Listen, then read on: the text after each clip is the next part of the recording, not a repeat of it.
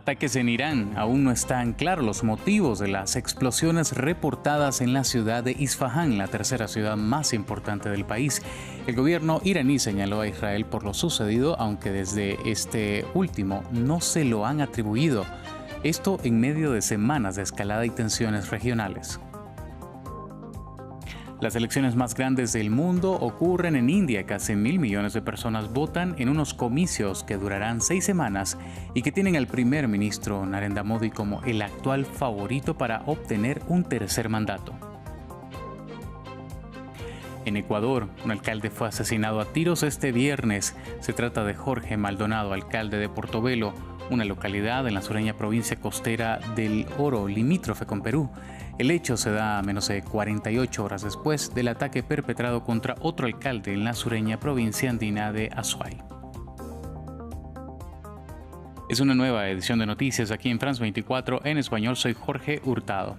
Iniciamos con las tensiones en Medio Oriente, luego de que medios estadounidenses y árabes reportaran explosiones en la ciudad de Isfahán, en el centro de Irán. Hay confusión sobre lo que realmente ocurrió. Irán confirmó disparos de baterías de defensa aérea en varias provincias debido a informes de drones en el aire. Medios estadounidenses señalaron a Israel por la autoría del ataque, aunque el país hebreo no lo ha confirmado oficialmente. Nuestra corresponsal Catalina Gómez Ángel nos relató el ambiente en Irán tras el incidente. El gobierno iraní sigue sin pronunciarse sobre este supuesto ataque llevado a cabo durante la madrugada. Durante el día, el presidente Ibrahim Raisi estuvo en una gira en una de las provincias de Irán, dio un discurso y no mencionó para nada lo sucedido esta madrugada, como tampoco lo hicieron los clérigos de la oración de los viernes, que suelen mandar mensajes que manda el líder supremo a la población. Esto se ha interpretado como un intento de Irán de desescalar esta tensión con Israel y en una búsqueda de no llevar este enfrentamiento a mayores. Ellos habían asegurado que cualquier ataque, por mínimo que fuera, iba a ser respondido con bastante intensidad. De ahí que estas agencias de noticias cercanas a algunos estamentos de la República Islámica hayan insistido de que se trataba de 3 drones muy pequeños y que estos habrían puesto o activado la defensa antiaérea, como también lo confirmó el general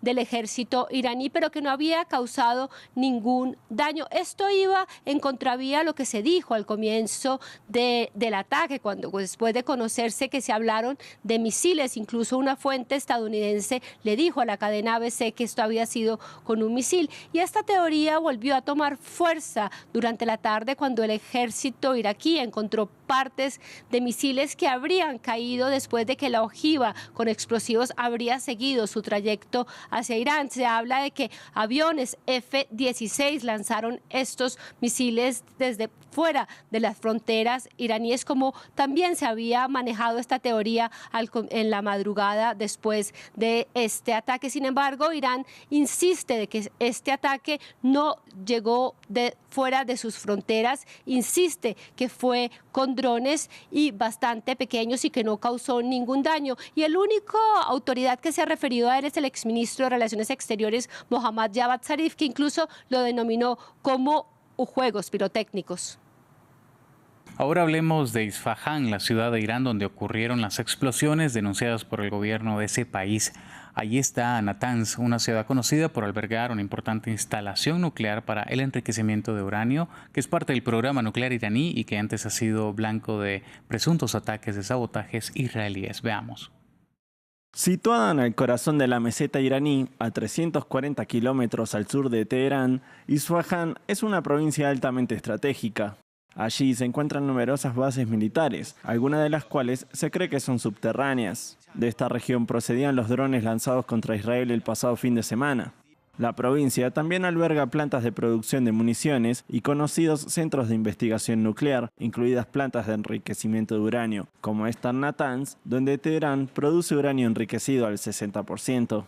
El viernes, la agencia de noticias Tasnim declaró que las instalaciones nucleares situadas en la región eran completamente seguras.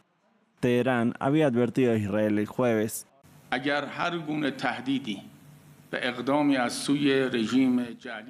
Si el régimen sionista amenaza y actúa contra las instalaciones nucleares del país, existirá la posibilidad de represalias mediante el uso de armas avanzadas. Y los centros nucleares del régimen serán sin duda atacados.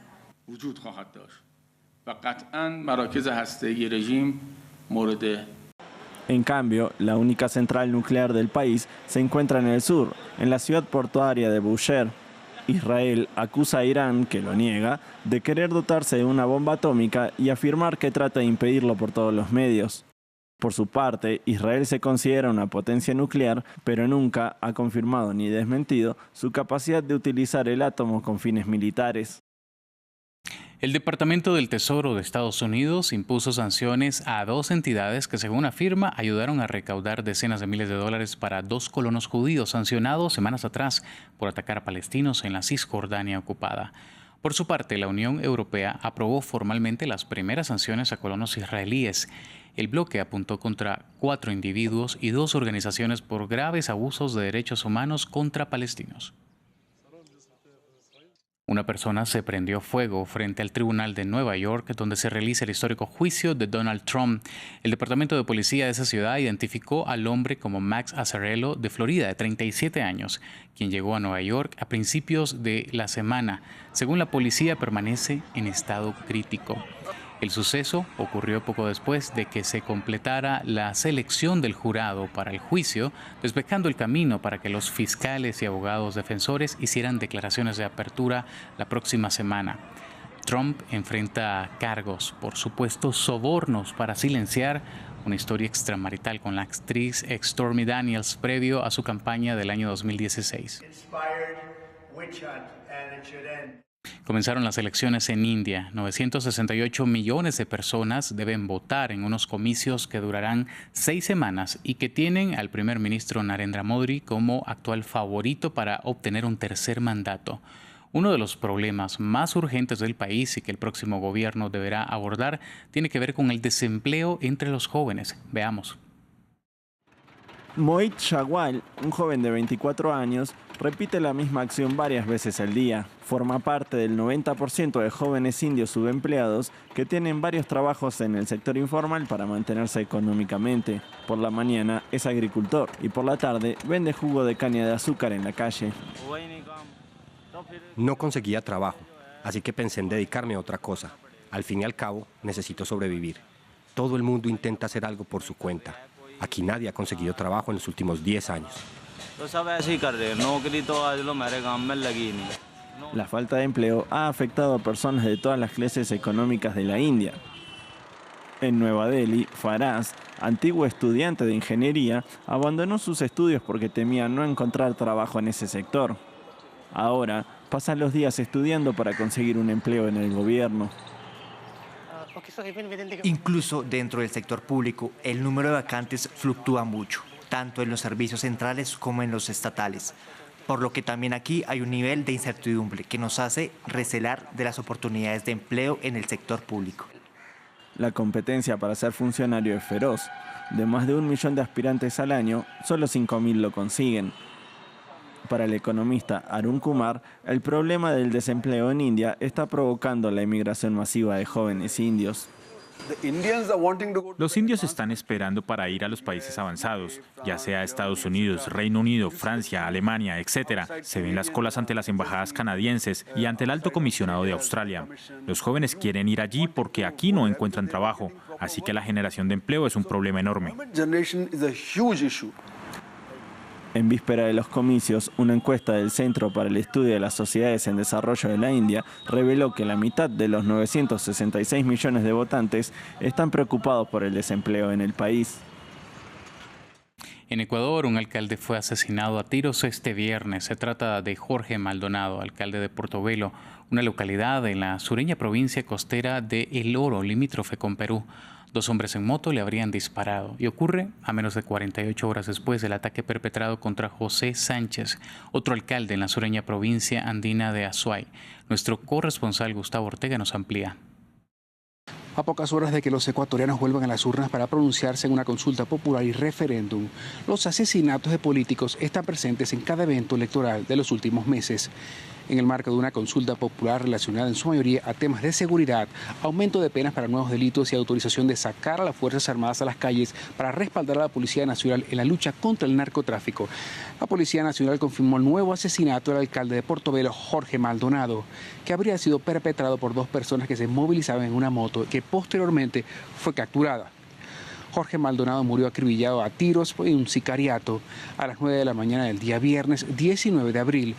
El alcalde se trasladaba en su vehículo cuando fue interceptado en una transitada calle de Portobelo.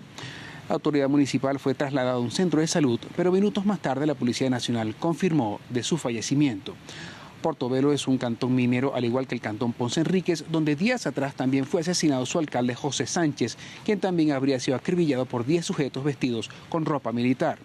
Los asesinatos de funcionarios públicos ya han sido rechazados por la OEA, calificándolos de ataques contra la democracia. En medio de una declaratoria de conflicto armado interno declarado por el presidente Daniel Noboa, los 221 alcaldes de Ecuador han reclamado protección policial por parte del Ejecutivo Nacional. La alcaldesa de San Vicente, Brigitte García, también fue asesinada días atrás. Con esto ya suman 5 alcaldes y candidatos políticos asesinados entre los años 2023 y 2024. Los abogados del ex vicepresidente ecuatoriano Jorge Glass denunciaron ante Naciones Unidas a Ecuador por la detención de Glass en la Embajada de México en Quito. La denuncia fue interpuesta ante el Grupo de Trabajo sobre la Detención Arbitraria y pide una intervención inmediata de este organismo de la ONU. Previamente ampliamos sobre esta denuncia con Aitor Martínez, abogado de Jorge Glass, quien explicó lo que solicitan. La acción se ha presentado ante un organismo supranacional de derechos humanos, que es el Grupo de Trabajo sobre la Detención Arbitraria, que pertenece y es un procedimiento especial del Consejo de Derechos Humanos de la ONU. Y lo que se le solicita al Grupo de Trabajo es, en primer lugar, que declare que la detención del señor Glass ha sido arbitraria. En segundo lugar, que solicite su inmediata liberación para dar así cumplimiento al propio derecho interno ecuatoriano, que debería haberse aplicado y haber sido puesto en libertad. Que se le solicite a Ecuador que se otorgue un salvoconducto para que el señor Glass pueda abandonar el país en condiciones de seguridad hacia México, donde tiene un asilo conferido. Que además, adicionalmente, visite al señor Glass en prisión mientras se dilucida su puesta en libertad y la otorgación del salvoconducto, que investigue además a las personas responsables que ordenaron la comisión de esa detención arbitraria, que además ponga también en conocimiento de otros procedimientos del Consejo los hechos sucedidos y en concreto al relator de la ONU contra la tortura, ya que el señor Glass ha denunciado ante sus abogados y en la vista de habeas corpus haber recibido palizas y golpes, y además que active todos estos mecanismos a través del procedimiento de urgencia, habida cuenta del riesgo que existe para la salud y para la integridad del señor Glass por la prisión en la que se encuentran. Hoy Brasil conmemora el Día de los Pueblos Indígenas, una ocasión dedicada a celebrar la riqueza y la biodiversidad de las culturas originarias, así como a abogar por políticas públicas que salvaguarden sus derechos. Nuestra corresponsal Valeria Sacone nos amplía. Desde 1943, Brasil celebra el Día de los Pueblos Indígenas para recordar la historia y la cultura de los casi 1,7 millones de indígenas que viven en este país.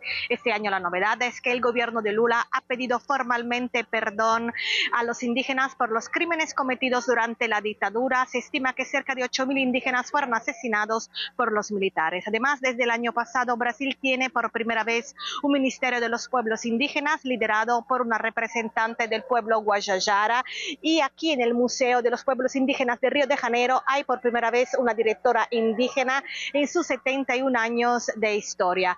La deforestación en la Amazonía también tiene el mejor dato de los últimos 6 años, ha bajado un 62%, sin embargo no todos son flores. Por ejemplo, la reserva Yanomami es siempre constantemente invadida por traficantes de madera ilegal y por buscadores de oro, causando muchos problemas a la la población.